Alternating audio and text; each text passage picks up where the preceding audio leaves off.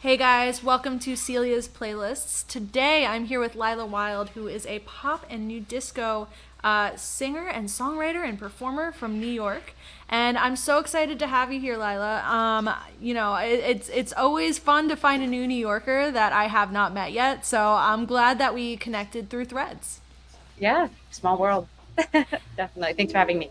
Of course. So tell us a little bit about you as an artist because everyone has the different kinds of things that they create, and I would love to hear a little bit more about your background. Sure. So as you mentioned, I make new disco pop music. My tagline is Disco's hot younger sister. I like to make music that gets people dancing, like club style, kind of groovy 70s and 80s inspired music. And I love playing out, but I'm also a writer and top liner as well and producer. So yeah, those are the things I enjoy. That's amazing. So let's dive into that first part. Who are a couple of your influences? Because with the big '70s, '80s, all of those things, the big dance music times where everyone went out to the club. I feel like that's kind of the vibe you're trying to bring back. So who are a couple of your influences? Yeah. Oh, that's so hard. There's so many. I love Whitney Houston, obviously. She's a legend. Madonna is a big influence of mine. I love her, especially her older stuff. Um, Lionel Richie. Um, oh gosh, I could just name so many. Like Well, Diana you have Ross. a really great list going so far. Yeah. So like maybe we'll make a playlist called Lila's inspirations, Oh and then we'll my just god, I party would all love that. day. I That could would have be a a fun full one. list. That would be a great list. So, when you're creating your music, music for me is all about energy and the way that it makes people feel. You were talking a little bit about how you like to uplift people through your music. Where does that kind of come from? When you're trying to create. Yeah, that's a great question. I don't know. I kind of started producing my music like shortly after the pandemic. I've always been writing, but much like any artist, my style has changed dramatically over the years. And I used to write like slow piano ballads, and when I was living in Latin America, I did like a Latin pop project. And then I think coming out of the pandemic, I just felt like I want, something more funky. I want something danceable, and I think the world is so heavy, so we should have something positive and uplifting. I started thinking a lot about like women's empowerment as well. A lot of my songs feature themes of that, and so I was like, what can I do that gets people dancing and also like empowers women in my music? And yeah, that's kind of how I started writing, going in that direction, and it's taken off from there. So yeah. I love I love that you have those kind of themes in your music because that's like half of my brand. Um, but I love that about your brand. Thank you. I want to hear more about this Latin project. How long were you living abroad? That's really interesting and different. Yeah, I lived in Medellin, Colombia for a little over a year. I was planning on staying for another year. But unfortunately, with the pandemic, they were closing the border and it was really far from my family. And I also have lived in Mexico for like 8 months. I'd love to go back to Mexico City as well. So I love Latin America. And I was really interested in like doing a Spanglish project. But afterwards, when the pandemic hit, it was Zoom recordings are really tough. And my collaborators were very far away. So I did put out one single. It's still on my Spotify. It's called Vete. But aside from that, most of the my discography has gone in a different direction with a different production team. That's very cool. And I love to hear about people's evolution as an artist. And, those types of themes still evolve with you. And I know that you're doing more of new disco these days, but, I feel like sometimes that trickles along into new projects. So that's really interesting. Um, I hear that you've been recording with some interesting people. I want to hear a little bit about your writing and recording process because obviously as someone that writes music, you have your own style of going about it, and I want to hear a little bit more about that. Sure. Yeah, my writing style's changed so much. When I first started writing, it was just me at a piano singing, and I learned how to produce in Logic. So I started kind of making my own beats, but it's evolved quite a bit since then. I now have a production team that I'm really grateful to work with, an incredible producer. His name's Brendan. and a co-producer, an occasional co-writer, Jacob Ott. I'm just so lucky. I really need to shout both them out, Brendan Keenan and Jacob Ott, because they're wonderful, and a mixing engineer. So I don't. It's not that I can't make music without them, but I don't want to as much. I love the team energy, and I'm such a collaborative person, um, that it's just been, I don't know, it's been like enlightening for me to know that there's like a community aspect to songwriting. So yeah, it's been a really exciting thing to explore working with the team. That's awesome, and I feel like collaboration is a big thing in the music community, especially to like help people grow and help people also, I guess, get out of their comfort zones as an Yeah, artist to allow them to grow more. So I'm glad to hear that you have a team, and I'm glad to hear that you have a team that you like. That's a yes, very important thing. absolutely. And I wanted to say something on your point, which is I feel like a lot of people feel pressured to do it all by themselves. And I really like to stress to other artists that there's nothing wrong with playing to your strengths and sharing the load. I mean, there's so many things I wouldn't have thought about making if it wasn't for other people in the room, and like an idea just goes in a completely different direction than I would have expected. I think that's something so beautiful about making music, is that it literally starts as just this baby idea and then could branch into anything. So that's been like a really cool exploration for me while I'm writing, is just seeing where something can end up. And sometimes it's not even how I expected it. It can be way better. I totally understand that from the video side because sometimes I'll be doing like a music video and someone will be like, I have this idea, and I'm sitting there just like, I see the vision, I haven't done Yeah, it, but let's figure it out because it totally. allows you to kind of expand your horizons and figure out how to do more. So that's really Yes. awesome. And I'm glad that you said that because I think that's going to be a valuable thing for someone to hear. Because sometimes you don't, I don't know if this happens to you, but sometimes you'll hear something a bunch of times and it'll be like not the right way, but sometimes Yeah. something will come to you at the right time and it finally clicks. So hopefully that clicks for someone.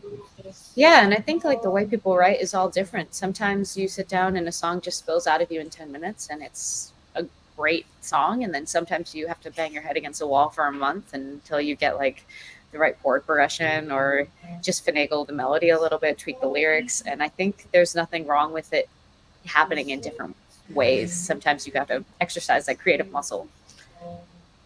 Definitely.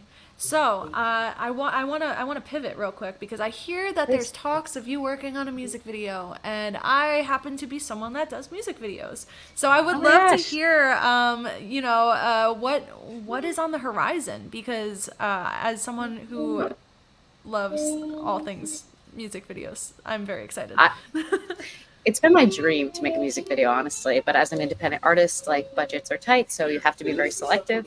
I'm sure you understand from the Oh independent yeah. artist perspective. But I'm so excited that I just shot my first music video, and I hope to do many more. I know you mentioned, and I mentioned that I'm putting out like singles, so I would Mhm. love to have like corresponding video footage for the songs. So we should chat later. But yeah, the song. But the song that I'm currently working on, it's called Blues Clues. It came out a couple months ago, and I think it's on one of your playlists. So thank you. Yes. And I just shot the music video for it. I'm really excited with videographer Steve is Dead. That's his tag name, and I'm really excited about it. I mean, like it's just a really cool process filming a music video. It's something totally different that I've never been exposed to, and like the filming process is so fun. I love that. 100%. Out of curiosity, is this like a storyline video? Is this like a playthrough video? Like, what kind of what kind of things did you learn? I guess in the video creation process. Yeah, a lot of my songs have storylines behind them, and so I'm a big storyboard person. Um, due to well, it's not a live footage.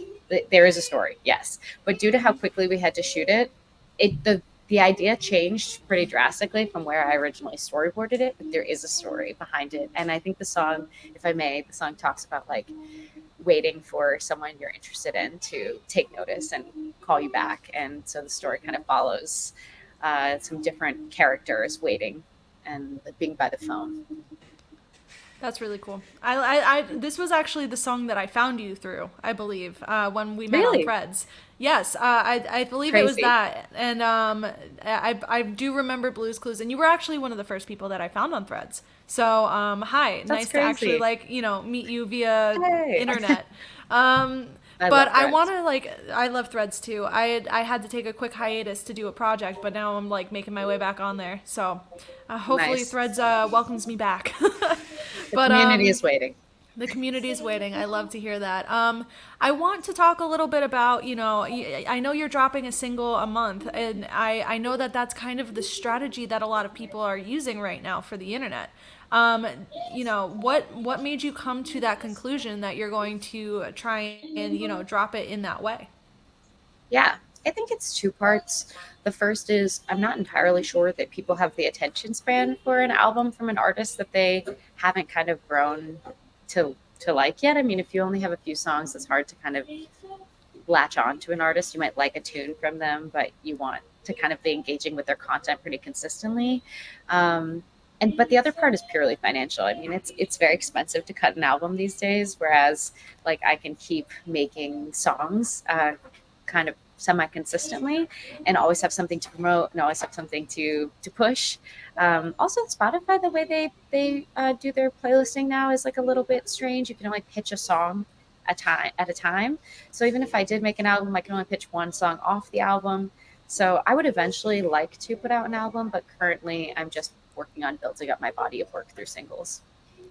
I think that that's a good way to go about it, also for the promotion side, because that's the side that I am most familiar with artists, and I think that that's kind of where a lot of online promotion is moving towards these days, especially with Yeah, the visuals to go along with it. So I guess absolutely. you're doing some really cool stuff with Blues Clues, so you're gonna have to call me for something else. I will. We should. That'd be great. But not me trying to get a client on the thing. On the Whoops. interview.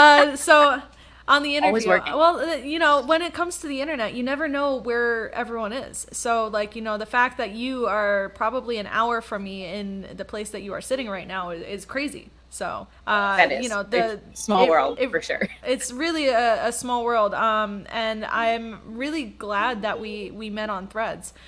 So Me too. let me think of what my next question is going to be as I get mentally sappy about like meeting people, great people, because this is like every interview I've done today has been great people.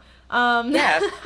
Well, I mean, so while you think about your next question, I just wanted to say that I've also met a lot of really great people on Threads, and I was just shocked that like there is this community of creatives that really wanted to connect with each other. I mean, in New York, there's so many, I'm sure you know, being an hour away, like there's so many people, there's so many artists, and it can be a very like, I don't want to say cliquey atmosphere, but just like you need to know people, but you're not always sure how you meet people. I've been lucky to meet a lot of people through jams and like going out to shows and things. But I mean, just seeing that online community of people that like want to chat about the music industry and about art, it's been like so refreshing and so nice to meet new people. So very grateful for oh, Threads as well, and to have met you. I am gonna echo that also because like I'm someone that like I came up as a creator, like I work in the video industry, but I didn't have a group of people around me that were ready to take on like growing an online audience and things along those lines.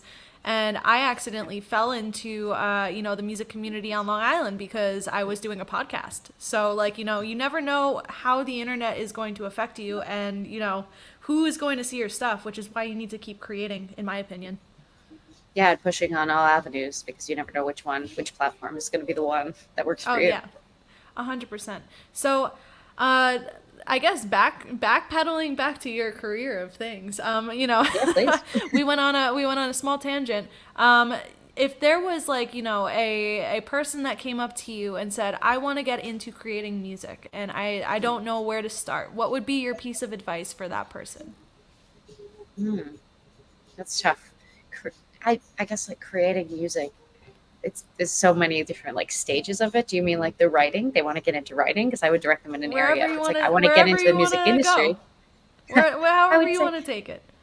okay. I would say if they already have written music, then I would suggest that they go to these like jams, that they go out where musicians are hanging out, Go see other people's shows. You have to support other people in this industry. It's not like everybody thinks that it's all about me. I want to be famous. It's so much of it is communal. And I always go support my friends when they're performing because I know that those are going to be people in the audience for me too. And it's just share the love type of thing. But I also would recommend that they go to places where they think that they're going to connect with their niche. Because also, aside from connecting with creators, which is so important, you need to find your fan base. And it might not be in that circle of creatives. Also, it might be people that really love I don't know, sports. You might make music that's just really good at sports games, or you might make music that's really good for like outdoor music festivals, and you should go hang out at those spaces because your music is going to resonate with those people. And so, like, I make new disco music. I kind of want to be in like the pop scene or like the nightclubs and things like that. So I would say go where you think your music resonates and try to connect with those people because those are going to be your future fans. That is a very good point. I am really happy that we were able to hop on here today. We're getting towards the end of the interview, so where could people find you, and where are places that they can listen to your music? Absolutely. I'm on all streaming platforms, Spotify, Apple Music, Tidal, you name it, YouTube, under Lila Wilde, LILAWILDE. I'm sure you'll see it on the interview. But also, I can be found on Instagram under Lila Wilde Music. I'm on TikTok. I'm on Threads. I'm a talker, so I'm always on Threads. And yeah, I will be posting these songs monthly, so you can always have something new to listen to. My most recent release is called Jezebel, dropped a couple weeks ago, and I'm really hoping people vibe with that. So I'm excited to be promoting that right now. That's amazing. I'm gonna have to check that one out because I'm still stuck on 401k and Blue's Clues. That's what the ever burned in my brain. I've listened to 401k so many times that I know all of the words. Um, Oh my god, I love that. it's That's such a amazing good to one. hear. Thank you. And no problem, no problem. I want to thank you for sitting down with me today and hopping on here and speaking with me and by proxy the people of the internet. And Yeah, hopefully we can keep in touch because you're real cool. absolutely. I would love to. Yeah. So love to see you in person sometime off the internet. I don't exist off the internet. Don't tell anyone. I don't exist. But on that note, I will be back for the next interview, and thank you guys for tuning in. Bye, guys.